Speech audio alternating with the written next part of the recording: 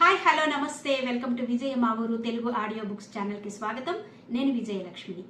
Friends, నవల స్రవంతిలో ప్రముఖ రచయిత శ్రీ ఇందు రమణ గారి రిపోర్టర్ నవల ధారావాహికగా మీకు వినిపిస్తున్నాను కదా. మరి ఈరోజు రిపోర్టర్ నవల ధారావాహిక 6వ భాగంలోకి వెళ్ళిపోదాం. మరి కథలోకి వెళ్లే ముందు ఒక చిన్న రిక్వెస్ట్ అండి.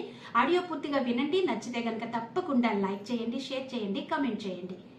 మరి కథలోకి వెళ్ళిపోదాం, పదండి.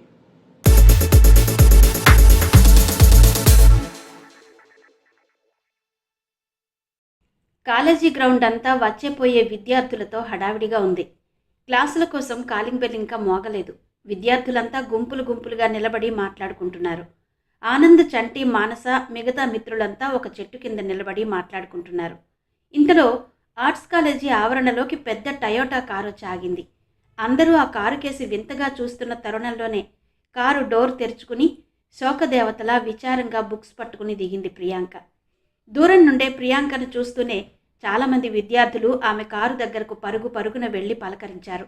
మానస ఆనందంగా వెళ్లి ప్రియాంకని ఆలింగనం చేసుకుని తన మిత్రులందరి దగ్గరకు నెమ్మదిగా ప్రియాంకను నడిపించుకొచ్చింది.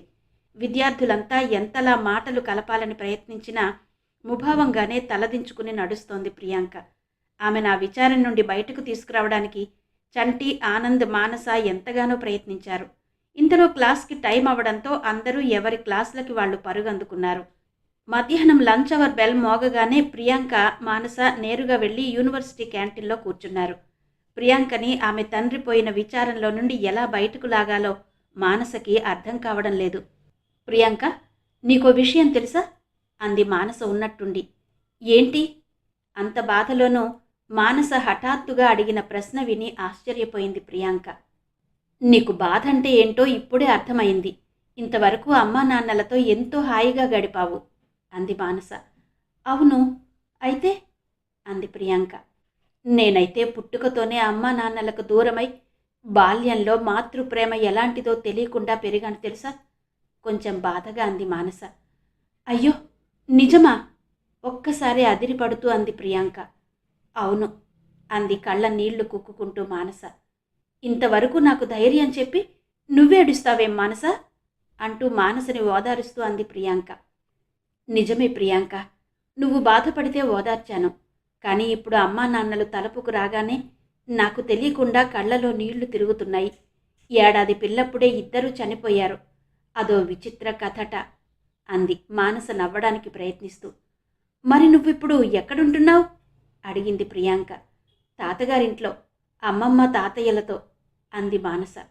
గుడ్, నిన్ను బాగా చూస్తారు కదా అంది ప్రియాంక.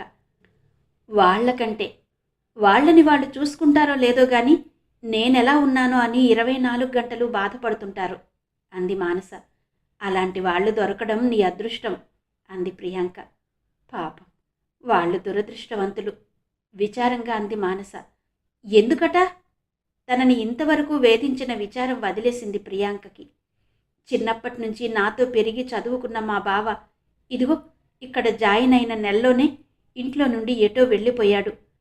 ఎక్కడున్నాడో ఎంత వెతికినా దొరకలేదు. అదే మా అమ్మమ్మ తాతయ్యల విచారం అంది మానస. అయ్యో, ఎంత ఘోరం! ఇంత వయసొచ్చాక తల్లిదండ్రుల్ని, వారి మానాన వాళ్ళని వదిలేసి తమ స్వార్థం వెతుక్కుంటూ వెళ్ళిపోతున్నది ఒక్క మగాళ్లే కాదు, ఆడవాళ్లు కూడా.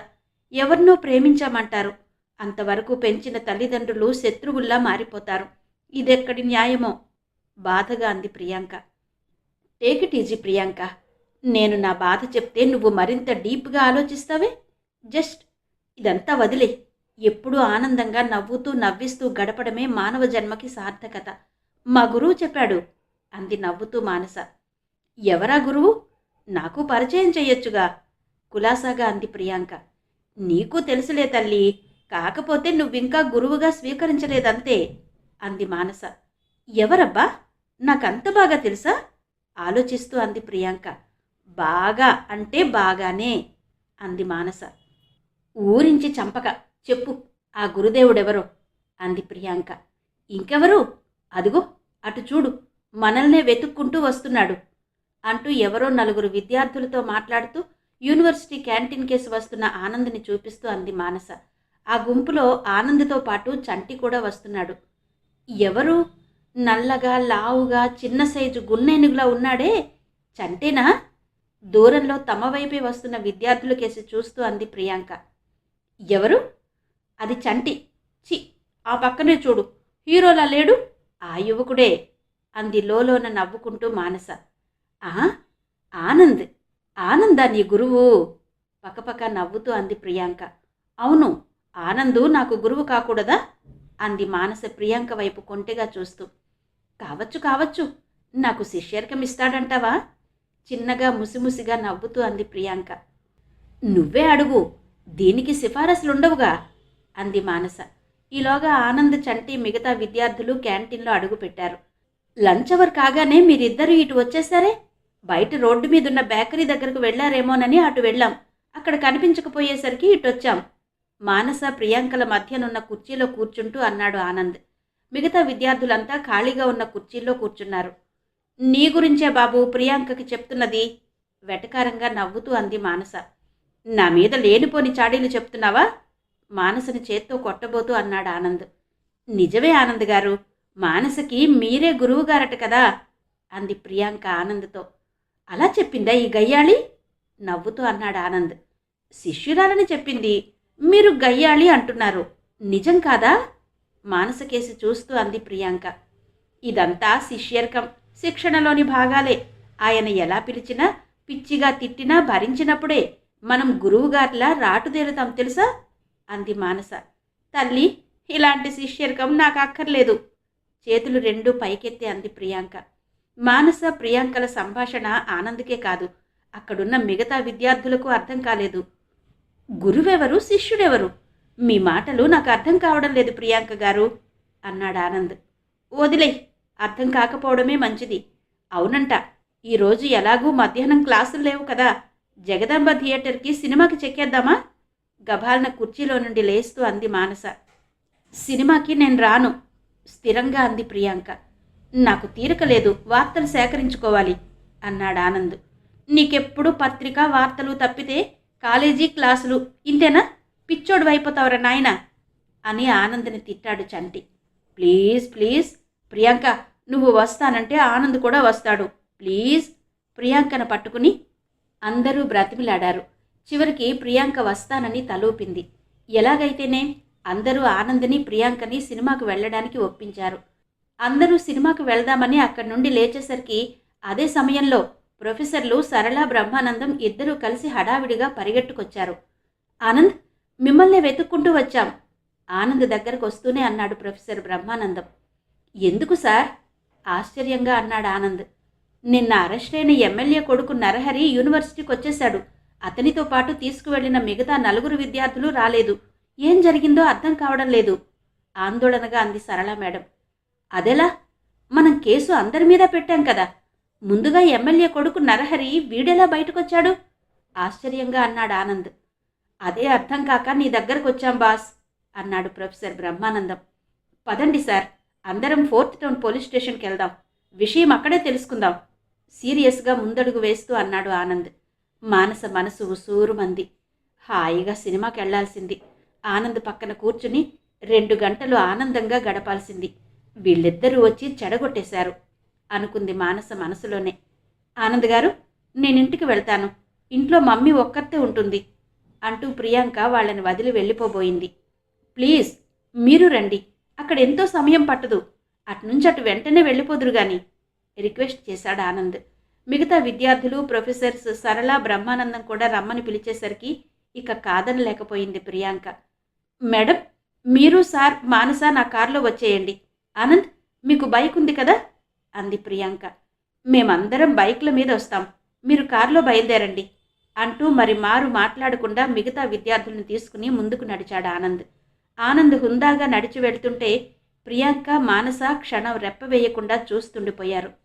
పదమ్మ ప్రియాంక, మనం కూడా బయలుదేరదాం అంది సరళ మేడం. అలాగే మేడం అంటూనే తన హ్యాండ్ బ్యాగ్లోని సెల్ తీసి స్విచ్ ఆన్ చేసింది ప్రియాంక.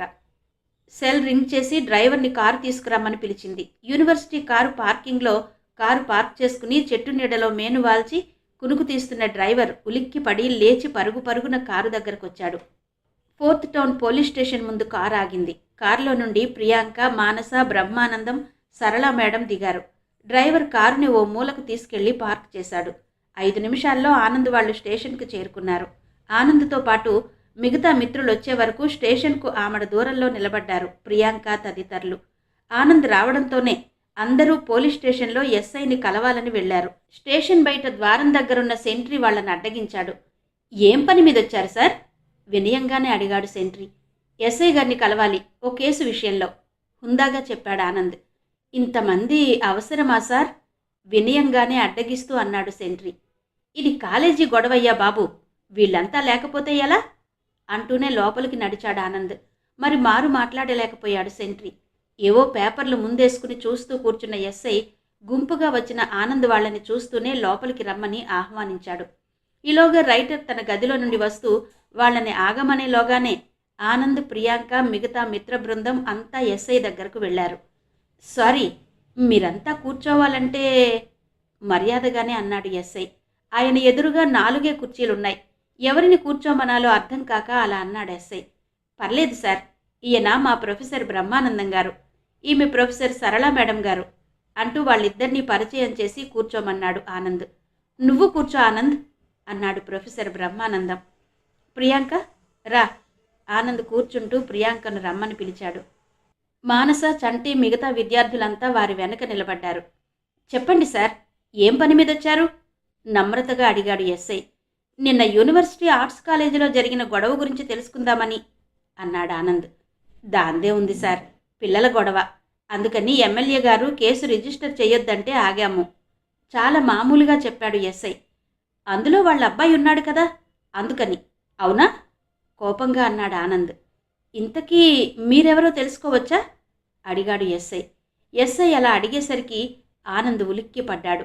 చటుక్కున తన జేబులో ఉన్న ప్రెస్ గుర్తింపు కార్డు తీసి చూపించాడు ఆనంద్. సారీ, మీరు విలేకరా? మీకు కాలేజీ గొడవకి? సంశయంగా అన్నాడు ఎస్ఐ. ఆనంద్ మా యూనివర్సిటీ స్టూడెంట్ సార్, సరళ మేడం సూటిగానే చెప్పింది ఎస్ఐతో. ఓకే, విద్యార్థుల మధ్య గొడవ పెద్దది చేయడం మీకైనా మంచిది కాదు మేడం. తర్వాత గ్రూపులు ఏర్పడి గొడవ మరింత పెద్దదయ్యే ప్రమాదం ఉంది. తన ఎదుట కూర్చున్న వాళ్ళకి చదువు తప్ప రాజకీయం తెలీదు, గొడవలు తెలియవు. విషయం అర్థమైనట్టు చెప్తే మంచిదని ఎస్ఐ మనసులోనే అనుకున్నాడు. మీరన్నది నిజమే. నిన్న మీరు తీసుకొచ్చిన విద్యార్థులందరినీ వదిలేశారా? సూటిగా అడిగాడు ఆనంద్. లేదు సార్, లేదు, అదిగో ఆ గది దగ్గర కూర్చున్నారు కదా, గాబరాగా అన్నాడు ఎస్ఐ. మరి నరహరి, ఎమ్మెల్యే కొడుకు నరహరేడి? అన్నాడు ఆనంద్. మీరు చాలా కూల్గా ఆలోచించండి. పెద్దవాళ్లతో గొడవ మంచిది కాదు. అయిందేదో అయిపోయింది, రాజీకి రండి. ఎస్ఐ ఇంకా ఏదో మాట్లాడే లోపలే కోపంగా అన్నాడు ఆనంద్. సారీ సార్, మీరు తప్పుగా అర్థం చేసుకుంటున్నారు. ఇది మా కాలేజీ పరువుకు సంబంధించింది, ఒక లేడీ ప్రొఫెసర్ మానమర్యాదలకి సంబంధించిన విషయం. మీరన్నట్టు రాజీ మార్గంలోనే ఆలోచిద్దాం. నిన్న మేమిచ్చిన రిపోర్ట్లో చిన్న మార్పు చేయండి. నరహరి ఒక్కడి మీదే రిపోర్ట్ ఇస్తున్నాం, మిగతా విద్యార్థులందరినీ వదిలేయండి. మీరు ఎఫ్ఐఆర్ రాయకపోతే కమిషనర్ గారి దగ్గరకు కూడా వెళ్లాల్సి ఉంటుంది, తర్వాత మీ ఇష్టం అంటూ అప్పటికప్పుడు నిన్నటి రిపోర్టుకి మరో రిపోర్టు రాసిచ్చి ఒక్క నరహరి మీదే కేసు పెట్టమని చెప్పి సరళ మేడంతో కూడా మాట్లాడి ఒప్పించాడు ఆనంద్. నిజమే, నరహరి వలన వాళ్ళంతా పాడవుతున్నారు, వీళ్ళని వదిలేయండి సార్ అంటూ ఎస్ఐకి చెప్పింది సరళ మేడం. ఆమెకి మిగతా విద్యార్థులు, బ్రహ్మానందం కూడా వంతపాడారు. ఎస్ఐకి ఏం చెయ్యాలో తోచలేదు. వెంటనే తన పై అధికారులతో సంప్రదించి స్టేషన్లో ఉన్న నరహరి మిత్ర బృందంలో ఉన్న 4 విద్యార్థులను వదిలిపెట్టేశాడు. ఎస్ఐకి థ్యాంక్స్ చెప్పి అందరూ పోలీస్ స్టేషన్లో నుండి బయటకొచ్చారు. ప్రొఫెసర్ సరళ మేడంకి నరహరి బృందంలో ఉన్న 4 విద్యార్థులు దాదాపు ఏడుస్తూనే సారీ చెప్పారు. అయ్యయ్యో, మీరంతా నా స్టూడెంట్స్, అంటే నా పిల్లలే కదా, past is past, forget it అంది హుందాగా ప్రొఫెసర్ సరళ మేడం. ఆనంద్ పోలీస్ స్టేషన్లో ఎస్ఐతో మాట్లాడే విధానం, ధైర్యం, తెలివి అంతా ఓరకంట గమనిస్తూనే కూర్చుంది ప్రియాంక. ఇంకెవరైనా అయితే తనని మంత్రిగారి అమ్మాయిగా పరిచయం చేసి కార్యక్రమాన్ని నడిపించేవారు. కానీ ఆనంద్ ఎక్కడా ఎవరి పలుకుబడి ఉపయోగించలేదు. అంతా తానే తీసుకున్న నిర్ణయాధికారం ప్రియాంకని బాగా ఆకర్షించింది. ఆమెతో పాటు మిగతా విద్యార్థులతో పాటు నిలబడ్డ మానస కూడా ఆనంద్ని గమనిస్తూనే ఉంది. ఆమెతో పాటు మిగతా విద్యార్థులతో పాటు నిలబడ్డ మానస కూడా ఆనంద్ని గమనిస్తూనే ఉంది. ఆనంద్ ఇవేవీ పట్టించుకునే స్థితిలో లేడు. అతని ధ్యాస, ధ్యేయం, దీక్ష అంతా తన కర్తవ్యం మీదే. యూనివర్సిటీ ఆర్ట్స్ కాలేజీ ఆవరణ. విద్యార్థులంతా క్లాసులై బయటకొస్తున్నారు. మధ్యాహ్నం లంచ్ అవర్. కొందరు క్యాంటీన్లకేసి నడుస్తున్నారు. ఇంతలో పోలీస్ జీప్ రయ్యిమని వచ్చి కాలేజీ ఆవరణలో ఆగింది. దూరం నుండే కాలేజీ ఆవరణలోకి వస్తున్న పోలీస్ జీపును చూసి కొందరు విద్యార్థులు పరుగు పరుగున ప్రిన్సిపల్ రూమ్కేసి పరుగులు పెట్టారు. మరికొందరు ఉత్సాహం కొద్దీ ఏం జరుగుతుందో తెలుసుకుందామని గ్రౌండ్లోనే నిలబడ్డారు. ఎస్ఐ జీపులో నుండి దిగుతూనే కాలేజీ ఆవరణలో ఉన్న విద్యార్థుల్ని నరహరి కోసం వాకబు చేశాడు.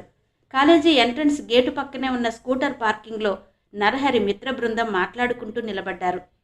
మీ అందర్నీ ఎప్పుడు విడిచిపెట్టారు? తనతో ఉన్న నలుగురిని అడిగాడు నరహరి. నిన్న మధ్యాహ్నం సరళ మేడం, ఆనంద్ వాళ్ళు వచ్చారు. కేసు విత్డ్రా చేసుకున్నారు అన్నారు ఆ నలుగురు. వాళ్ళకు అదే తెలుసు. ఎస్ఐ గదిలో జరిగిన సంభాషణ వారు వినలేదు. తెలుసురా, తెలుసు. కేసు విత్డ్రా చేసుకోకపోతే ఏం చేస్తారు? మా నాన్న ఒప్పుకోడు కదా, గర్వంగా అన్నాడు నరహరి. అరే, మన కాలేజీకి మళ్ళీ పోలీస్ జీప్ వచ్చిందిరా. నరహరి పక్కనున్న నలుగురు భయంగా అన్నారు. ఎందుకో లేరా, మనకెందుకు అన్నాడు నరహరి. అయితే నరహరిని వెతుక్కుంటూ వస్తున్న ఎస్ఐకి మిగతా పోలీసులకు దూరంగా స్కూటర్ పార్కింగ్లో ఉన్న నరహరి బృందం కనిపించింది. మిగతా విద్యార్థులు కూడా నరహరిని దూరం నుండే ఎస్ఐకి చూపించారు. ఎస్ఐ నరహరిని సమీపించాడు. ఎస్ఐని చూస్తూనే నరహరి పక్కనే ఉన్న నలుగురు విద్యార్థులు పరిగెట్టి పారిపోయారు. నరహరి ధైర్యంగా కూర్చుని సిగరెట్ తీసి వెలిగించాడు. గట్టిగా ఒక దమ్ము లాగాడు. అతనికి లోలోన భయంగానే ఉంది. అయితే తెర వెనుక ఉన్న తన తండ్రి సామాన్యుడు కాడు, ఎమ్మెల్యే. ఎవరిని ఎదిరించైనా తనని రక్షిస్తాడు. అదే నరహరి ధైర్యం, తెగింపు. మిస్టర్ నరహరి, మీరు స్టేషన్కి రావాలి, పదండి అంటూ ఎస్ఐ నరహరి చెయ్యి పట్టుకున్నాడు. వదలండి, నేనెవరో తెలుసా అంటూ ఎస్ఐ చేతిలో ఉన్న తన చేయి విసురుగా లాక్కున్నాడు నరహరి. పోలీస్ జీపు కాలేజీలోకి రాగానే విషయం యూనివర్సిటీ క్యాంపస్ అంతా పాకిపోయింది. ఆర్ట్స్ కాలేజీ విద్యార్థులే కాక ఇంజనీరింగ్, లా, సైన్స్ మొదలైన కాలేజీ విద్యార్థులంతా పరుగు పరుగున ఆర్ట్స్ కాలేజీ ఆవరణలోకి వస్తున్నారు. ఈలోగా ఆనంద్, ప్రియాంక, మానస, చంటి, వాళ్ళ మిత్ర బృందం, డెమోక్రటిక్ గ్యాంగ్, ప్రొఫెసర్స్ అంతా వచ్చి అక్కడికి చేరుకున్నారు. నరహరికి తల కొట్టేసినట్టుగా ఉంది. చుట్టూరా యూనివర్సిటీ విద్యార్థులంతా గుమిగూడి ఉన్నారు. ఎస్ఐ ఏమో తనని చెయ్యి పట్టి లాక్కెళ్లడానికి సిద్ధంగా ఉన్నాడు. తన పరువంతా పోయింది. ఏం చెయ్యాలో అర్థం కావడం లేదు. తండ్రికి తెలిస్తే ఎస్ఐని బెదిరించైనా తనని కాపాడతాడు. కానీ తండ్రికి ఈ విషయం తెలియచేయడం ఎలా?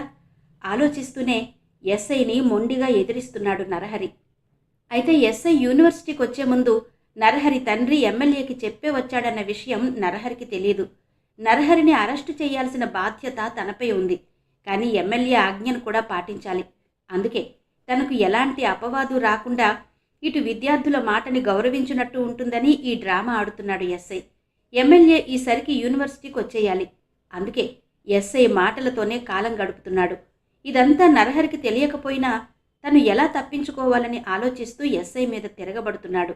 అదే సమయంలో మంది మార్బలంతో ఎమ్మెల్యే 5 స్కార్పియో వాహనాలతో తన అనుచరులతో యూనివర్సిటీ కాంపౌండ్లోకి రైమని దూసుకొచ్చాడు. ఒక్కసారే 5 స్కార్పియోలు అత్యంత వేగంగా ఆర్ట్స్ కాలేజీ ఆవరణలోకి దూసుకొచ్చేసరికి అక్కడ గుమిగూడిన విద్యార్థులంతా అదిరిపడ్డారు. యాక్షన్ సినిమాల్లోలా ఒకే రంగు స్కార్పియోలు రిథమిక్గా వచ్చి ఆగేసరికి అందరూ వింతగా చూస్తుండిపోయారు. ఎమ్మెల్యే మంది మార్బలంతో రావడం గమనించిన ఎస్ఐ హాయిగా ఊపిరి పీల్చుకున్నాడు. చూస్తారే ఎస్ఐ గారు, అతన్ని లాక్కెళ్ళండి, ఆనంద్ కోపంగా అన్నాడు. అందుకేగా వచ్చింది. ఏయ్ మిస్టర్, మర్యాదగా మాతో వచ్చి జీప్ ఎక్కు, లేదంటే మేమే నిన్ను లాక్కెళ్ళి జీపులో పడేయాల్సి వస్తుంది, గాంభీర్యం నటిస్తూ అన్నాడు ఎస్ఐ. అలా అన్నాడే గాని స్కార్పియోలకేసి ఓరకంట చూస్తూనే ఉన్నాడు. ఇంతలో ఆ గుంపు దగ్గరికి ఎమ్మెల్యే, అతని అనుచరులు బిలబిలమంటూ వచ్చి చేరుకున్నారు. ఎస్ఐ గారు, ఈ తప్పు క్షమించండి. ఇక నుండి మా వాడు ఎలాంటి తప్పు చేయడు, ఎస్ఐ దగ్గరకొచ్చి బ్రతిమాలుతూ అన్నాడు ఎమ్మెల్యే. నాదే ఉంది సార్, కంప్లైంట్ ఇచ్చిన వారి ఇష్టం మీద ఆధారపడి ఉంటుంది. ఒకసారి ఎఫ్ఐఆర్ రిజిస్టర్ అయితే ఎవరు చెప్పినా వదిలేది లేదు. ఇతని చదువు సంకనాకిపోతుంది. లాఠీ అటు ఇటు ఊపుతూ గబ్బర్ సింగ్ సినిమాలో పవన్ కళ్యాణ్లా అటు ఇటు గెంతుతూ అన్నాడు ఎస్ఐ. అమ్మా, మా వాణ్ణి క్షమించమ్మా, నీ స్టూడెంట్ కదా, ఈ తప్పు కాయండి, ఆనంద్ పక్కనే ఉన్న సరళ మేడం చెయ్యి పట్టుకుంటూ అన్నాడు ఎమ్మెల్యే. ఎస్ఐని బ్రతిమాలుతున్నప్పుడే ఎస్ఐ కళ్లతోనే సైగ చేసి ప్రొఫెసర్ సరళ మేడంని అడగమని తెలివిగా సలహా ఇచ్చాడు. అది సైగల ద్వారా చెప్పిన ఎమ్మెల్యే తెలివిగానే కనిపెట్టేశాడు. అందుకే నేరుగా సరళ మేడంనే బ్రతిమలాడాడు. ఆమెకు కూడా ఈ విషయం ఇంతటితో ఆపేస్తే బాగుండుననిపిస్తోంది. మనిషంత మనిషి ఒక ఎమ్మెల్యే వచ్చి ఇంతగా రిక్వెస్ట్ చేస్తున్నప్పుడు కూడా బెట్టు చేయడం మంచిది కాదనుకుంది. అందుకే ఏం చేద్దామన్నట్టు ఆనంద్ కేసు చూసింది సరళ మేడం. మేడం చూపులను బట్టి ఆమె రాజీ కొద్దామన్న ఆలోచనలో ఉన్నట్టు గ్రహించేశాడు ఆనంద్. మీరన్నట్టు క్షమించేద్దాం సార్. ఈ కాలేజీలో ఇంతమంది ముందు మీ వాడు మేడంని అవమానపరిచాడు కనుక ఇక్కడ ఇప్పుడే మేడం గారి కాళ్లు పట్టుకుని క్షమించమని అడిగితే కేసు విత్డ్రా చేసుకోవడానికి మాకెలాంటి అభ్యంతరమూ లేదు అన్నాడు ఆనంద్. చాలు నాయనా, చాలు, ఈ అవకాశం చాలు. ఒరేయ్ రారా బడుద్దాయి, చదువు సంధ్యలు లేవు గాని బడాయికేం తక్కువ కాదు. రా వచ్చి మేడం గారి కాళ్ళ మీద పడి తప్పయిందని క్షమాపణ అడుగు.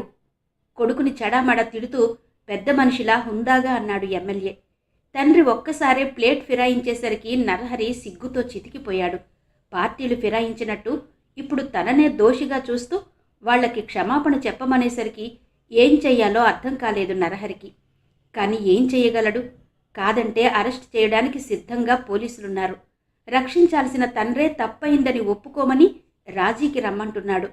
తప్పదు అనుకుంటూ నేరుగా ప్రొఫెసర్ సరళ మేడం దగ్గరకు వెళ్ళి క్షమించండి మేడం అంటూ కాళ్ల మీద పడ్డాడు నరహరి. అయ్యయ్యో, నీలో మార్పు కలిగింది, అదే చాలులే. నరహరి లే అంటూ నరహరి భుజం పట్టుకుని నిలబెట్టింది సరళ మేడం. ధన్యవాదాలమ్మా, ఎమ్మెల్యేగా నా పరువు కాపాడావు. ఇక నుండైనా బుద్ధిగా చదువుకోరా వెధవా అని కొడుకుని తిడుతూ వెంటనే తన అనుచరులతో వెళ్ళిపోయాడు ఎమ్మెల్యే. ఎమ్మెల్యేతో పాటు పోలీస్ జీప్ కూడా అక్కడి నుంచి వెళ్ళిపోయింది. నరహరి వెనక ఉన్న కుర్రాళ్లంతా ఆనంద్ వెనక చేరి ఆనంద్ ఔదార్యానికి అభినందిస్తూ ఆనంద్కి జై అంటూ నినాదాలు చేశారు. నరహరి పళ్ళు పటపటా కొరుకుతూ ఆనంద్పై పగ తీర్చుకోవాలనే కసితో రగిలిపోతూ ఆనంద్ కేసి కోపంగా చూస్తుండిపోయాడు. యూనివర్సిటీ నుండి ఆనంద్ చంటి బైక్ మీద పెదవాళ్ళ తెర మీదుగా వెళ్తున్నారు. సడన్గా ఎవరో అమ్మాయి బైక్కి ఎదురుగా చెయ్యెత్తి ఆపేసరికి సడన్ బ్రేక్ వేశాడు ఆనంద్. ఆనంద్ అలా బైక్ సడన్గా ఆపేసరికి చంటి తూలి ఆనంద్ మీద పడ్డాడు. దూరం నుండి ఎవరో అనుకున్న ఆ అమ్మాయిని చూస్తూనే ఆశ్చర్యపోయాడు ఆనంద్. ప్రియాంక.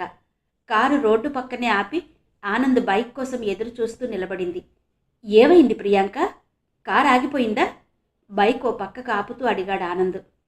ఏమో, స్టార్ట్ కావడం లేదు. చంటిని కారు దగ్గరుంచి మనం మెకానిక్ కోసం వెళ్దాం అంది ప్రియాంక. సరే చంటి దిగరా అంటూ చంటిని దింపి బైక్ని వెనక్కి తిప్పాడు.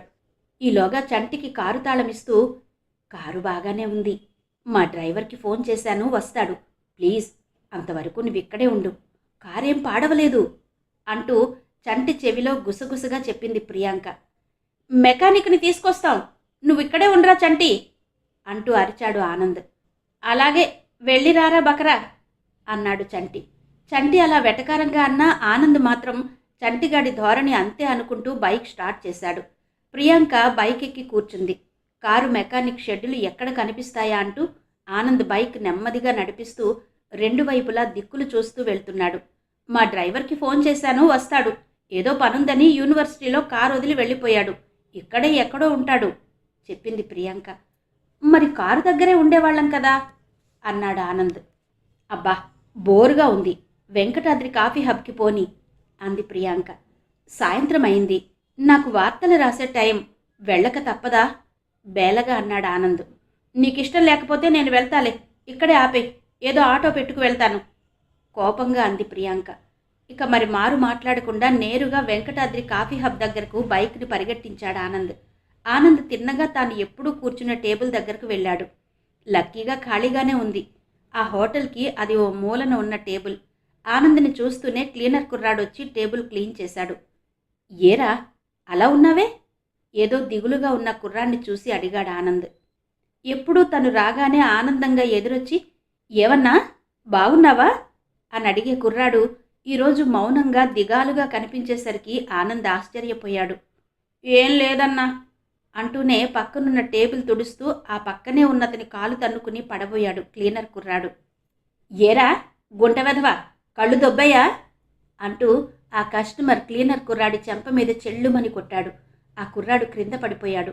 ఆనంద్ గభాలన లేచి వెళ్ళి కుర్రాడిని 2 చేతులతో పొదివి పట్టుకుని ఆ కస్టమర్ మీద కోపంతో అంతెత్తున లేచాడు. కుర్రాడు చూడలేదు, ఈ మాత్రం దానికే కొట్టాలా? కనీసం కుర్రాడన్న ఇంగితం కూడా లేదా మీకు? అంటూ ఆ వ్యక్తిని కొట్టబోయేంత హడావిడి చేశాడు ఆనంద్. ఆనంద్ వాదన విన్నవారంతా ఆ కస్టమర్ అంత తొందర పడకూడదని ఆయనే అందరూ తిట్టారు. ఆ కస్టమర్ సిగ్గుతో తలదించుకుని ఉండిపోయాడు. ఏరా, ఏదో పరధ్యానంగా ఉన్నావు? ఒంట్లో బాగులేకపోతే సెలవు పెట్టి ఇంటికి వెళ్ళిపోవచ్చు కదా అన్నాడు ఆనంద్ ఆ క్లీనర్ కుర్రాడితో. 4 రోజుల నుండి ఇదే వరుస సార్. పనికి రావద్దురా అంటే వస్తాడు. ఇక్కడ ఏదో రభస చేస్తూ ఉంటాడు, హోటల్ ఓనర్ కల్పించుకుంటూ అన్నాడు. అదేం లేదన్నా, పని మానేస్తే ఎలా గడుస్తుందన్నా? చెల్లెలికి సుస్థి చేసి ఈ పక్కనే ప్రభుత్వాసుపత్రిలో ఉంది. అమ్మ అక్కడే ఉంది. మా చెల్లెలు చచ్చిపోతుందట అన్నా అంటూ బావురుమని ఏడ్చేశాడు ఆ కుర్రాడు. ఆ మాట వింటూనే ఆనంద్ అదిరిపడ్డాడు. ప్రియాంకకి కళ్ళలో నీళ్లు గిర్రున తిరిగాయి. అయ్యో పాపం, చిన్న కుర్రాడు అనుకోకుండా అనేసింది ప్రియాంక. మీ చెల్లెలున్న హాస్పిటల్కి వెళ్దాం పదరా అంటూ ఆ కుర్రాడి చెయ్యి పట్టుకుని ముందుకు నడిచాడు ఆనంద్. ఆనంద్ని అనుసరించింది ప్రియాంక. అన్నా, ఓనర్ గారితో చెప్పి ఓ అరగంట పర్మిషన్ తీసుకుంటానన్నా అన్నాడు ఆ కుర్రాడు. నేను చెప్తాలేరా అంటూ హోటల్ ఓనర్ కేసి చూస్తూ, ఈ కుర్రాడిని నాతో తీసుకువెళ్తున్నాను సార్, అరగంటలో వచ్చేస్తాడు ఓనర్కి వినపడేలా అరిచి చెప్పాడు ఆనంద్. అలాగే సార్ అంటూ అతను క్యాష్ కౌంటర్ దగ్గర కూర్చునే చెయ్యి ఊపాడు. అక్కడికి దగ్గరలోనే ఉన్న కేజీహెచ్కి ఆనంద్ ప్రియాంక కుర్రాన్ని తీసుకుని వెళ్లారు. బైక్ మీద మధ్యలో ఆ కుర్రాన్ని కూర్చోబెట్టుకున్నాడు ఆనంద్. ఆ వెనుక ప్రియాంక కూర్చుంది. కేజీహెచ్లో ఉన్న చెల్లెలి దగ్గరకు తీసుకెళ్లాడు ఆ కుర్రాడు. కొడుకును చూడగానే ఆ కుర్రాడి తల్లి ఎదురొచ్చింది. కేజీహెచ్లో ఉన్న ఆ వార్డులో అందరిలోకి చిన్నపిల్ల ఆ కుర్రాడి చెల్లెలే. ఆనంద్ని ప్రియాంకని చూస్తూనే ఆమె కొడుకును అడిగింది, ఎవర్రా వీళ్ళు? అమ్మా, ఆనంద్ అన్న అంటానే ఇతనే, పెద్ద విలేకరి, రోజు మా కాఫీ హబ్కి వస్తుంటారు చెప్పాడు తల్లితో ఆ కుర్రాడు. రండి బాబు రండి అంటూ వినయంగా పిలిచింది. ఏమైందమ్మా? పాప వైపు జాలిగా చూస్తూ అడిగాడు ఆనంద్. ఏమో బాబు, గుండెలో ఏదో అయిందంటున్నారు. ఏదో ఆపరేషన్ చెయ్యాలని డాక్టర్లు అంటున్నారు. తెల్ల రేషన్ కార్డు ఉంటే ఆపరేషన్ చేస్తారట. అలాంటి కార్డులు మా దగ్గర లేవు బాబు బాధగా అందామె. ఇంతలో అటుగా వచ్చిన నర్సును పిలిచి పాప ఆరోగ్య పరిస్థితి గురించి అడిగాడు ఆనంద్. ఆమె అంతా వివరంగా చెప్పింది. గుండె ఆపరేషన్కి కనీసం 2-3 లక్షల మధ్య అవుతుందని, కనీసం వీళ్ళు ఆరోగ్యశ్రీ కార్డు కూడా తేలేదని నర్సు చెప్పింది. ఎంత తొందరగా ఆపరేషన్ చేస్తే అంత తొందరగా ఈ పాప కోలుకోగలుగుతుందని, ఆలస్యమైన కొద్దీ పరిస్థితి విషమించే అవకాశం ఉందని డాక్టర్లు చెబుతున్నారని ఆ నర్సు చెప్పింది. ఆనంద్కి ఆ పాప పరిస్థితి చూసి చాలా బాధ కలిగింది. పాపం, 10 ఏళ్లు కూడా నిండని పసిపిల్ల, ఎంత కష్టం వచ్చి పడింది. తన దగ్గరున్న బ్యాగ్లో కెమెరా తీసి పాపకి క్లోజప్ ఫోటో ఒకటి, బెడ్ మీద ఉన్న ఫోటో ఒకటి తీశాడు ఆనంద్. ప్రియాంక, ఆ కుర్రాడి తల్లి, కుర్రాడికి సైతం ఆనంద్ చేష్టలు అర్థం కాలేదు. ఎందుకు ఆనంద్ ఫోటోలు అంది ప్రియాంక ఎట్టకేలకు. పనుందిలే, తర్వాత చెప్తాను అన్నాడు ఆనంద్. ఆ కుర్రాడి తల్లి పేరు, ఎక్కడి నుండి వచ్చారని, ఆ కుర్రాడి తండ్రి ఏమైనాడని అన్నీ వివరంగా అడిగి తెలుసుకున్నాడు ఆనంద్. శ్రీకాకుళం అవతల కుగ్రామం నుండి పని వెతుక్కుంటూ పెళ్లైన కొత్తలోనే భర్తతో పాటు వచ్చామని ఆమె చెప్పింది. 2 పిల్లలు పుట్టాక తాపీ పని చేస్తూ భర్త కడుతున్న మేడపై నుండి పడి చనిపోయాడని, అప్పటి నుండి తనే కూలి పనికెళ్ళి 2 పోషించుకుంటున్నానని చెప్పింది. ఇదిగో ఈ అమ్మాయి ఆరోగ్యం బాగా లేకపోవడంతో స్కూల్కి వెళ్లాల్సిన కొడుకును కూడా కాఫీ హోటల్లో పనికి కుదర్చాల్సి వచ్చిందని ఏడుస్తూ చెప్పిందామె. మళ్ళీ వీలుంటే రేపొచ్చి కలుస్తానమ్మా అంటూ ఆనంద్ ఆ కుర్రాన్ని ప్రియాంకని తీసుకుని హాస్పిటల్లో నుండి బయటకొచ్చాడు. అన్నా, మా చెల్లి చనిపోతుందంటావా? అన్నా, మా చెల్లి చనిపోయాక ఈ ఫోటోలు నాకు ఇచ్చేయన్నా, దాని గుర్తుగా ఉంటాయి అన్నాడు ఏడుస్తూ. అయ్యయ్యో, అందుకోసం కాదురా ఇవి తీసింది, ఇవి రేపు పేపర్లో వేస్తాను అందుకోసం అన్నాడు ఆనంద్. పేపర్లోనా? ఆశ్చర్యంగా అంది ప్రియాంక. బీదపిల్ల ఆపరేషన్ కోసం డబ్బులు లేక చావు బతుకుల్లో ఉందని వార్త రాస్తే ధర్మాత్ములు ఎవరైనా ఆదుకుంటారని ఆశ. వీలైతే టీవీ ఛానల్స్లో ఉన్న మిత్రుల్ని పట్టుకుని టీవీ ద్వారా కూడా డొనేషన్లు సేకరిద్దాం. మనిషి తలుచుకుంటే సాధించలేనిదేముంది అన్నాడు ఆనంద్. వెళ్ళను ఆనంద్, నీ ఐడియా బాగుంది, ఇదిగో నా తరపున అమ్మని అడిగి కనీసం 10,000 ఇప్పిస్తాను. మిగతా మన స్నేహితుల్ని కూడా అడుగుదాం సంతోషంగా అంది ప్రియాంక. అన్నా, థ్యాంక్స్ అన్నా. మా చెల్లి బ్రతికితే ఆ పుణ్యం అంతా మీ ఇద్దరిదేనన్నా. అన్నా, మర్చిపోకన్నా. ఆనంద్ చెయ్యి పట్టుకుని సంతోషంగా అన్నాడు ఆ క్లీనర్ కుర్రాడు. ముగ్గురు నేరుగా తిరిగి వెంకటాద్రి కాఫీ హబ్కి చేరుకున్నారు. క్లీనర్ కుర్రాన్ని దించి ఆనంద్ తన బైక్ మీద ప్రియాంకను ఎక్కించుకుని బయలుదేరాడు. నన్ను పక్కనే రామా థియేటర్ దగ్గర దించేయి అంది ప్రియాంక. ఎలా వెళ్తావు?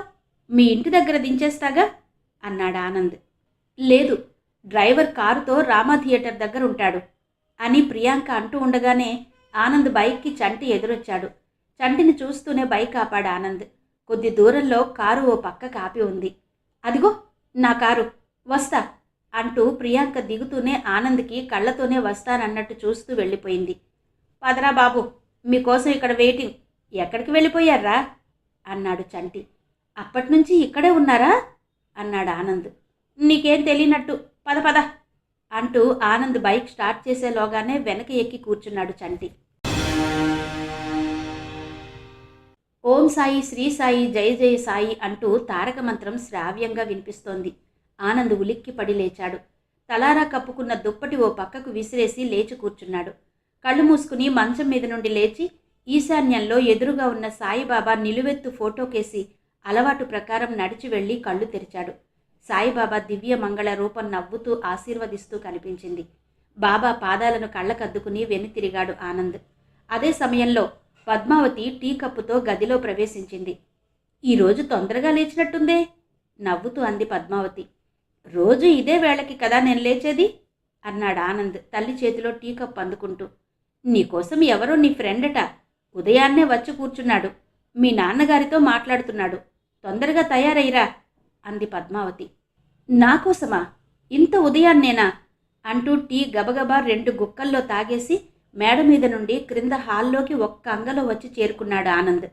హాయ్ ఆనంద్. హాల్లో చంద్రశేఖర్తో మాట్లాడుతూ కూర్చున్న సురేష్ లేచి ఆనంద్ని విష్ చేశాడు. మెట్లు దిగుతూనే సురేష్ను చూసిన ఆనంద్ ఒక్కసారి ఆశ్చర్యపోయాడు. యూనివర్సిటీలో ఎవరితోనూ అతిగా ఉండని సురేష్ ఎప్పుడూ తమ డెమోక్రటిక్ గ్యాంగ్తోనే తిరిగేవాడు. అలాంటిది తన కోసం వచ్చాడా? ఎందుకబ్బా? కాలేజీలో ఎలాంటి అన్యాయం జరిగినా ముందుండే సురేష్ గ్యాంగ్ ఫీజులు పెంచినా, రాయితీలు రాకపోయినా, హాస్టల్లో సౌకర్యాలు లేకపోయినా, క్యాంటీన్లో ఫుడ్ బాగా లేకపోయినా యూనివర్సిటీ అధికారులతో యాజమాన్యంతో పోరాటానికి ముందు నడిచేది వీళ్ల గ్యాంగే. కొందరు వీళ్లనే డెమోక్రటిక్ గ్యాంగ్ అంటారు, కొందరు తీవ్రవాదులు అంటారు. న్యాయం కోసం పోరాడడం తీవ్రవాదమైతే మేము తీవ్రవాదులమే అంటాడు సురేష్. అలాంటి సురేష్ తన కోసం రావడమా? బహుశా ఏదో వార్త రాయమని చెప్పడానికి వచ్చుంటాడు మనసులోనే అనుకున్నాడు ఆనంద్. హాయ్ సురేష్, ఏంటిలా వచ్చావు? ఎలాగూ యూనివర్సిటీకి వచ్చేవాణ్ణి కదా అన్నాడు ఆనంద్. మన పర్సనల్ విషయం కాదు, పక్కా ప్రైవేట్ పని, పద మాట్లాడుకుందాం అంటూ బయట పోర్టుకోలోకి ఆనంద్ని లాక్కుపోయాడు సురేష్. అంత సీక్రెట్ విషయమా అన్నాడు ఆనంద్. నిన్ను అన్నలు తీసుకురమ్మన్నారు నెమ్మదిగా చెప్పాడు సురేష్. ఒక్కసారి అదిరిపడ్డాడు ఆనంద్. అన్నలు అంటే అడవిలో ఉంటారు, సమాజం కోసం తమ జీవితాలనే త్యాగం చేసిన మహానుభావులు. వాళ్లకి తనతో పనేంటబ్బా? ఆనంద్ క్షణం ఆలోచనలో పడ్డాడు. అన్నలు ఏదో విషయం నీకు చెప్పాలట. ఒక విధంగా చెప్పాలంటే ఇంటర్వ్యూ అనుకో, అది నీకే ఇస్తారట. నీ వార్తలు, నీ రాతలు అన్నీ చదువుతున్నారట. నీ ఆలోచన విధానం వారికి నచ్చింది, అందుకే నిన్నెలాగైనా వెంటబెట్టుకు రమ్మన్నారు చెప్పాడు సురేష్. అన్నల ఇంటర్వ్యూ అనేసరికి ఆనంద్కి ఆనందం కలిగింది. అన్నల్ని ఇంటర్వ్యూ చేయడం ఛాలెంజింగ్ జర్నలిజం. ఎవరో పెద్ద పెద్ద రిపోర్టర్లకు తప్ప ఇలాంటి అవకాశం తనలాంటి చోటా రిపోర్టర్కి రాదు. ఈ విషయం ఎడిటర్ గారికి, బ్యూరో చీఫ్కి చెప్పి వెళ్తే బాగుంటుందేమో అనుకున్నాడు ఆనంద్. ఆనంద్, ఇది చాలా సీక్రెట్, ఎవరితోనూ చెప్పకు. ఎవరి పర్మిషన్ తీసుకుని రావడం మనకి వాళ్ళకి అంత మంచిది కాదు. విషయం లీక్ అయితే చాలా ప్రమాదం. అదే విషయం చెప్పమన్నారు అన్నలు కూడా. ఆనంద్ మనసులో భావాలు చదివేసినట్టే అన్నాడు సురేష్. ఆ మాట వింటూనే ఆనంద్ క్షణం నివ్వెరపోయాడు. ఏం చెయ్యాలో అర్థం కాలేదు. వాళ్ళ ఆలోచన కరెక్టే. తను ఒకరికి చెప్తే అతను మరొకరికి చెప్తాడు. అప్పుడు అది సీక్రెట్ ఎలా అవుతుంది? ఆనంద్, ఎక్కువ ఆలోచించడానికి కూడా టైం లేదు. నువ్వు త్వరగా బయలుదేరు. ఇంటర్వ్యూ తెచ్చాక మీ ఎడిటర్ గారే ఆశ్చర్యంతో ఆనందంతో నిన్ను వాటేసుకుంటారు చెప్పాడు సురేష్. ఎస్, సురేష్ చెప్పింది కూడా నిజమే. విషయం హఠాత్తుగా తెలిస్తే థ్రిల్లింగ్గా ఉంటుంది అనుకుంటూ ఒక స్థిర నిర్ణయానికొచ్చాడు ఆనంద్. సురేష్, నువ్విక్కడే ఉండు. నేను క్షణంలో ఇంటర్వ్యూకి కావలసిన tape recorder, video camera, still camera వగైరాలు పట్టుకొస్తాను అంటూ ఆనందంతో హుషారుగా తన గదిలోకి పరుగందుకున్నాడు ఆనంద్. మేడ మీదకెళ్ళి ఒక చిన్న బ్యాగ్లో కావలసిన పరికరాలు, పెన్ను, లెటర్ ప్యాడ్ అన్నీ సర్దుకున్నాడు. క్షణంలో తయారైపోయాడు. బ్యాగ్ భుజాన వేసుకుని మేడ దిగాడు. ఏరా ఆనంద్, ఈరోజు కూడా జాగింగ్కి డుమ్మా కొడుతున్నావా? చంద్రశేఖర్ ఆతృతగా బ్యాగ్ భుజాన వేసుకుని వెళ్ళిపోతున్న కొడుకుతో అన్నాడు. లేదు డాడీ, నాకు వేరే పనుంది, చాలా అర్జెంట్, ఇంపార్టెంట్ కూడా. బై మమ్మీ, వస్తాను అంటూనే, డాడీ మర్చిపోయాను, మీరు జాగింగ్కి వెళ్ళేటప్పుడు రఘురామయ్య అంకుల్ గారింటికి వెళ్ళి వాళ్ళకేమైనా అవసరమైతే హెల్ప్ చేయండి ప్లీజ్ అని హుషారుగా బయటకొచ్చాడు ఆనంద్. అప్పటికే సురేష్ తన బైక్ స్టార్ట్ చేసి సిద్ధంగా ఉన్నాడు. మనమిద్దరమే వెళ్తున్నామా అడిగాడు ఆనంద్. నేను నీతో ఏలేశ్వరం వరకు బస్సులో వస్తాను. అక్కడ వేరే ఒక అతను కలుస్తాడు. అతనితో నువ్వు అన్నన్ని కలవడానికి వెళ్తావు అన్నాడు సురేష్. ఆనంద్ ఇక మారు మాట్లాడలేదు. అన్నలతో ఇంటర్వ్యూ అంటేనే ఎంతో ఆనందంగా ఉంది. అంతకు మించిన ఆందోళనగానూ ఉంది. ఏం మాట్లాడాలి, ఏం ప్రశ్నించాలి, ఎలా వార్త కవర్ చేయాలి, ఎన్నో ప్రశ్నలు, ఆలోచనలు. సురేష్ బైక్ని ఆర్టీసీ కాంప్లెక్స్కి పరుగులు తీయిస్తున్నాడు. సింహాచలం నుండి అరిలోవ మీదుగా సురేష్ బైక్ విమానంలా పరిగెడుతోంది. అయితే వారి వెనక వేరే బుల్లెట్ ఒకటి దూరం నుంచే వారిని గమనిస్తూ వస్తున్న విషయం ఇద్దరూ గమనించలేదు. అతను పోలీస్ కమిషనర్ ఆదేశాల ప్రకారం ఆనంద్ని నీడలా అనుక్షణం వెంబడిస్తున్న సబ్ ఇన్స్పెక్టర్. శ్రీ ఇందు రమణ గారి రిపోర్టర్ నవల ఆడియో 6వ భాగం విన్నారు కదా. మిగిలిన కథ తర్వాతి భాగాల్లో వినిపిస్తాను. అంతవరకు సెలవు. నమస్తే.